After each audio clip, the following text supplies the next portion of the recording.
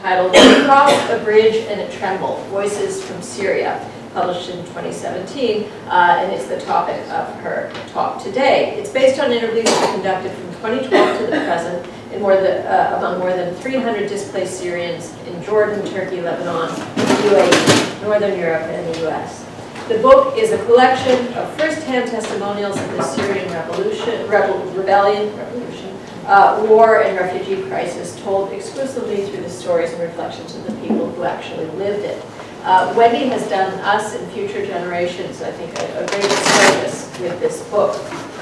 I'm a bit of a primary source fetishist as a historian, but I do think it's these voices that we will need 100 years from now, 50 years from now, to understand, for future generations to understand what is this madness taking place in and around Syria now. Without these kinds of voices there, future generations will perhaps as puzzled as maybe even we are as to what's happening there. In any event, thank you, Wendy, and please join me, everybody, in welcoming Wendy Pearlman here.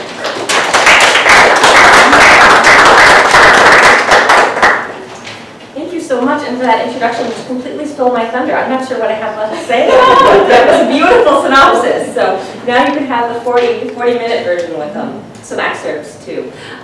So I began studying the Middle East in the mid-1990s. Hi, thanks for coming. I began studying the Middle East in the mid-1990s during a college semester abroad in Morocco we were just discussing. I continued studying Arabic and got a PhD in political science focusing on the Middle East.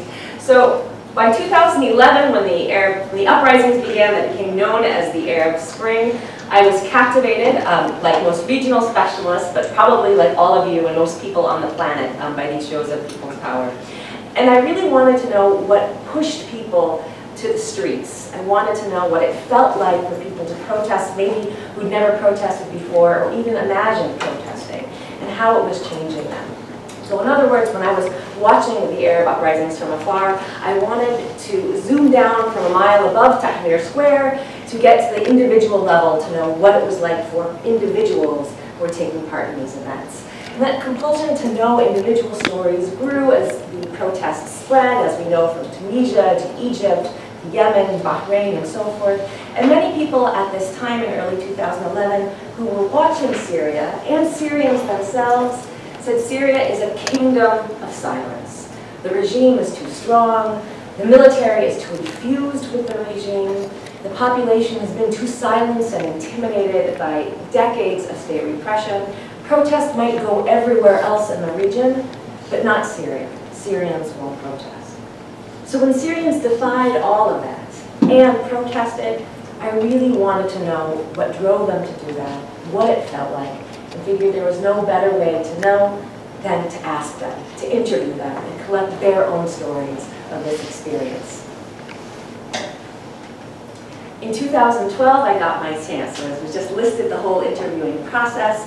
By that time, it was already too dangerous, or at least I felt too afraid to go inside Syria and interview Syrians about their frank experiences of politics and so forth. So I began to interview Syrians who had fled the country as refugees. I began in 2012 during the summer in Jordan, basically interviewing every Syrian I could, then returned to Jordan and moved on to Turkey, eventually went to Lebanon, sort of side trip to the UAE, and as the large wave of refugees moved on to Europe, I also went to Europe and interviewed Syrians there, in Denmark, Sweden, and Germany.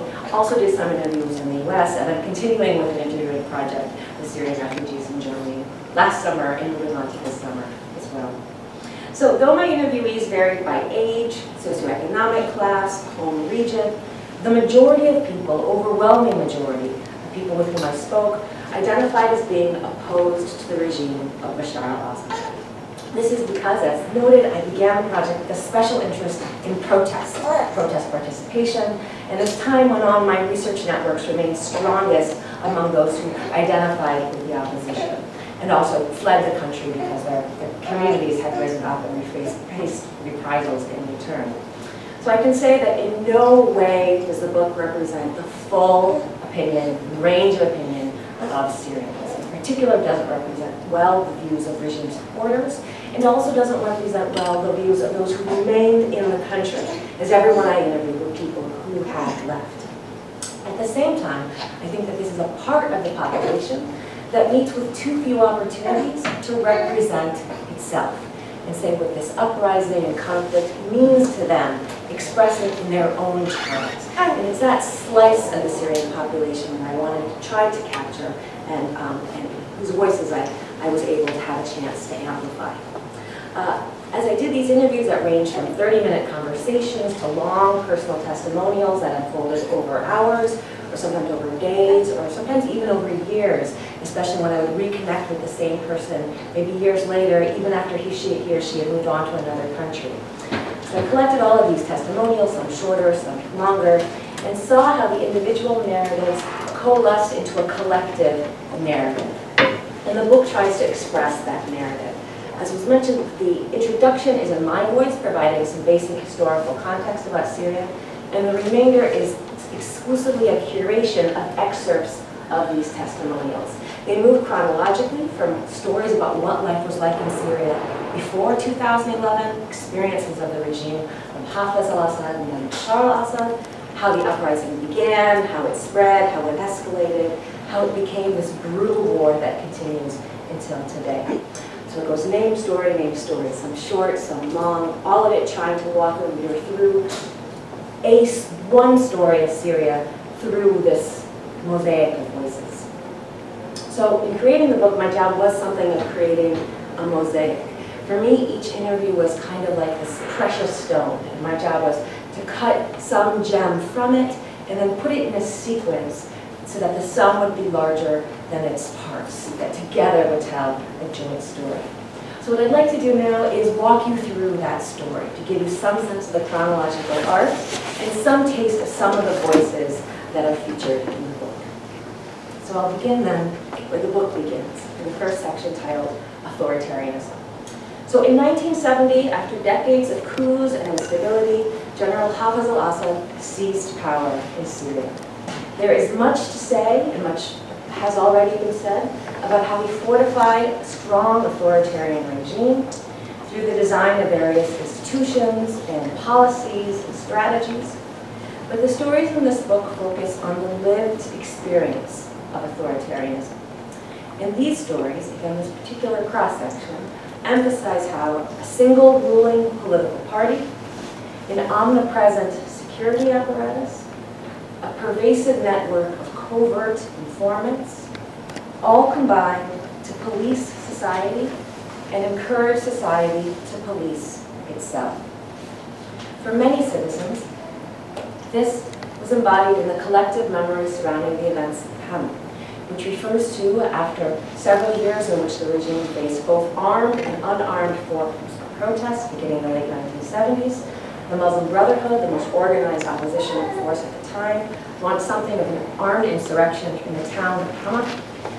The regime sent in tanks and troops and launched something of a scorched earth assault, killing tens of thousands of civilians, many of whom had nothing to do with the Muslim Brotherhood, in many ways warning a generation or generations this is what the government was prepared to do to those who dared to challenge it. Many people whom I spoke talked about Hama, the sense of a collective memory of Hama, even if they were born long after 1982.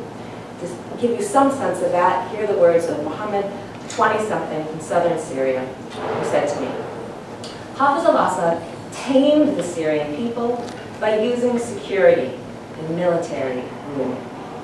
It was like when you have a wild animal that you want to make a pet. Syria became a big farm. For Syrians, life meant waking up every morning, going to work, coming home at the end of the day.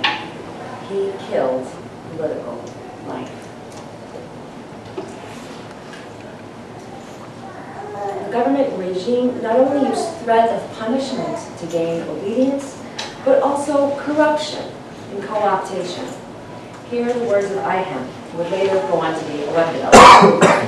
Here recalling from his childhood, he said, "The brainwashing process starts when you go to school. We love the leader, we love the regime. Without them, the country will collapse. You grow up with that in the back of your head, constantly reminding you that we are living due to the grace of the Assad family." But even as an innocent child, you see that the whole system just reeked. It fed on corruption and grew. If you want to get a passport, you have to bribe this guy or that guy. From when you're little, you're taught that this is the only way to survive in this country. Everything is handled by how loyal you are to the regime. So you were raised on the principle that you have to show your loyalty. Bashar al-Assad came to power in the year 2000 after the death of his father, and many believed that this young, educated head of state would make a change, and he presented himself as a modernizer and a reformer.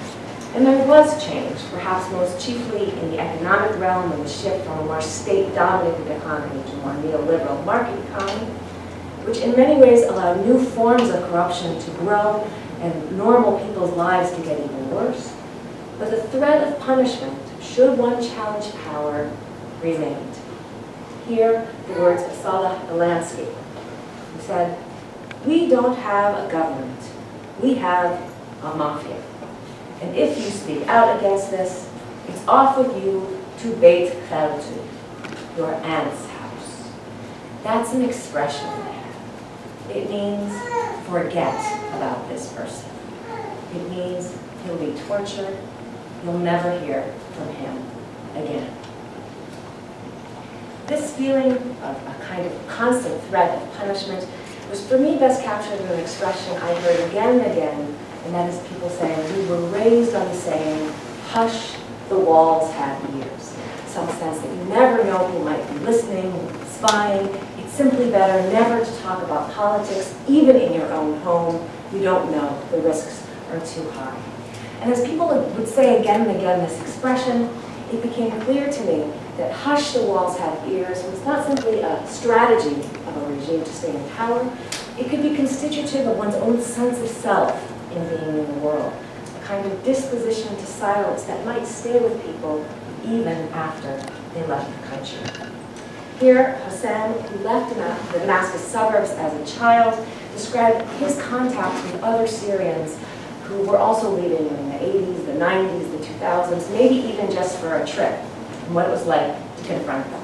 And he said, when you meet somebody coming out of Syria for the first time, you start to hear the same sentences. Everything is okay, Syria is a great country, the economy is doing great. It'll take him like 6 months, up to a year, to become a normal human being. To say what he thinks, what he feels. And then he might start whispering. They won't speak loudly. It's too scary. After all that time, even outside Syria, you feel that someone is recording. For sure, there were transgressions. People stood up to power, pushed the boundaries of political permissibility in ways big and small, and all of this evolved over the years. And one example of that are these very cartoons by the cartoonist Ali Farzad, a Syrian cartoonist, many of which were published inside Syria. And there have been analyses saying maybe this is a kind of blowing off steam that the regime allowed some small areas of a kind of controlled discontent or expression of grievance, at the same time not allowing real, powerful, organized challenges to emerge. Given that, for most people I spoke with, there was a sense that corruption and repression simply limited the horizons of possibility, even of imagination. To hope for change